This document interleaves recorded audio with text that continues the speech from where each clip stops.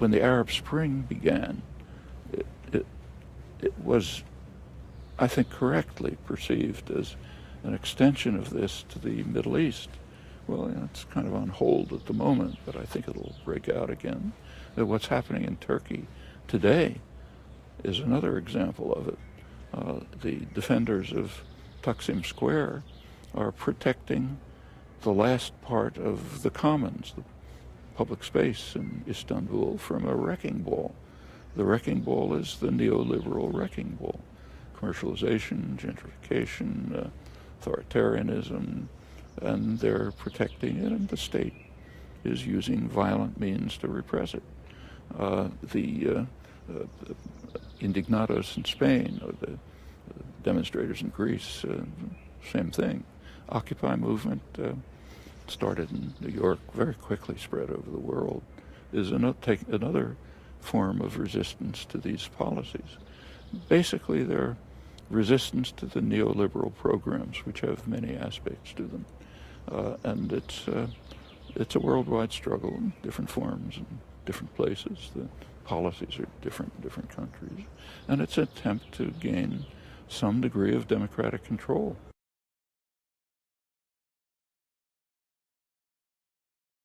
There was effective rhetorical illusions created, and they were illusions. Elections in the United States are, elsewhere too, but mostly the United States, are run by the public relations industry, the same people who advertise toothpaste on television, and they're creating illusions, and they know it.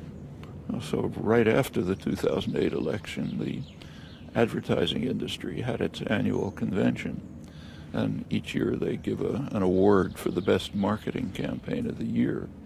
They gave it to Obama. He beat out Apple Computer. Of course, they're giving it to themselves because they create the illusions, and it's a very short transition from commercial advertising to political advertising.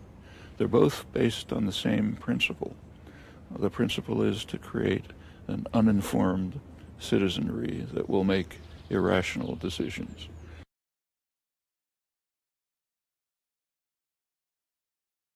So if you go back 800 years to Magna Carta, its core principle of the Charter of Liberties is presumption of innocence.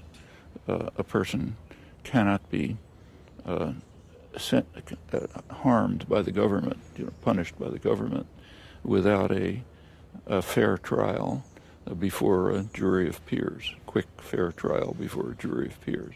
Now, of course, Magna Carta was quite limited. It didn't apply to all people. It applied to free men, what they called free men, small category. Now, that's carried over to the U.S. Constitution, 4th and 5th and 6th Amendments, but again, limited. So, for example, it didn't apply to Native Americans, obviously, or to slaves. Or didn't even apply to women who were not considered full persons. Over the years, it's been extended, so not enough, but it's broadened. Now it's being restricted. So under Bush and now Obama, the concept is being eliminated. So take, for example, drone strikes or the killing of Osama bin Laden. They're killing suspects. People who are under Magna Carta have to be apprehended, brought to trial, fair and speedy trial. People who are under detention not just in Guantanamo, under detention in the United States without trial. That's a violation of principles that go back 800 years.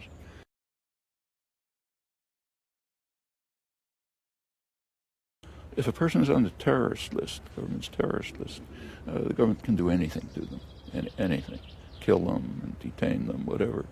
What's the terrorist list? It's an executive decision without judicial review, without recourse for the person who's on it. Lists like that shouldn't exist. We shouldn't permit them. That's a kind of executive authority that you do not want the state to have.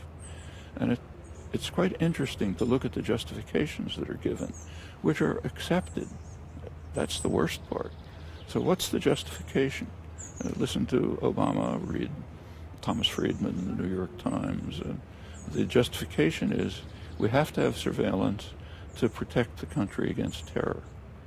I mean, if we had anything like a free press, there would be headlines saying, this is a joke.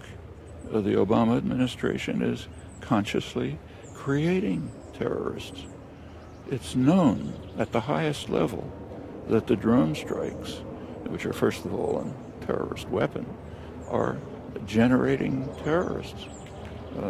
Take, say, the Boston Marathon bombing a couple of months ago. 2 days after the bombing, there was a drone strike in Yemen. Usually we don't hear about these things, but this one happened to be made public because there was a young man in the United States from the village that was attacked, and he actually testified before the Senate.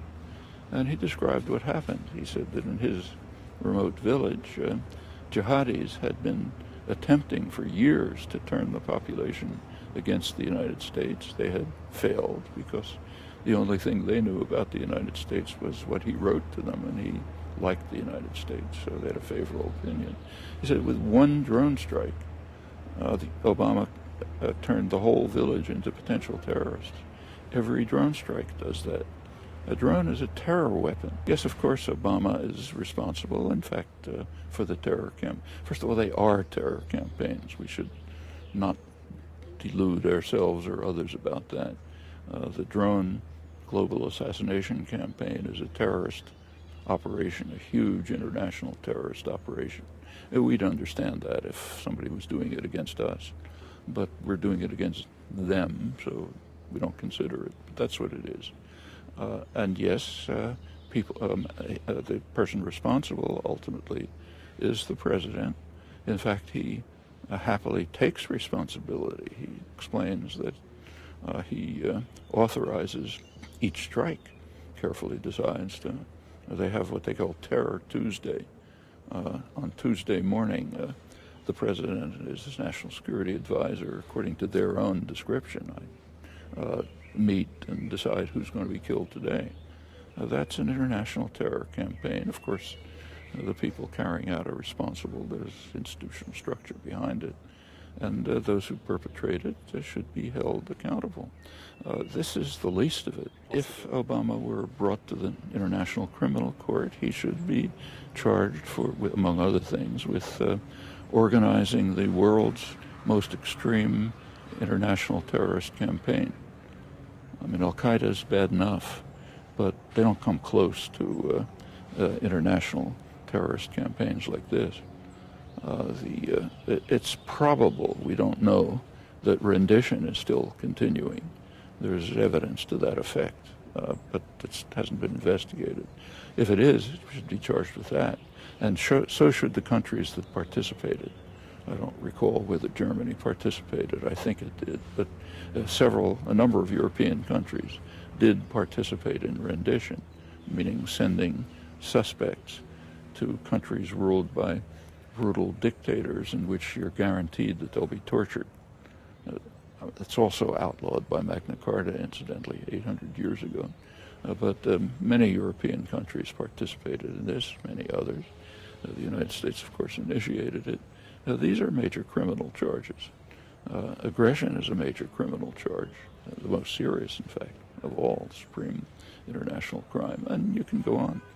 Detention without trial should not be tolerated.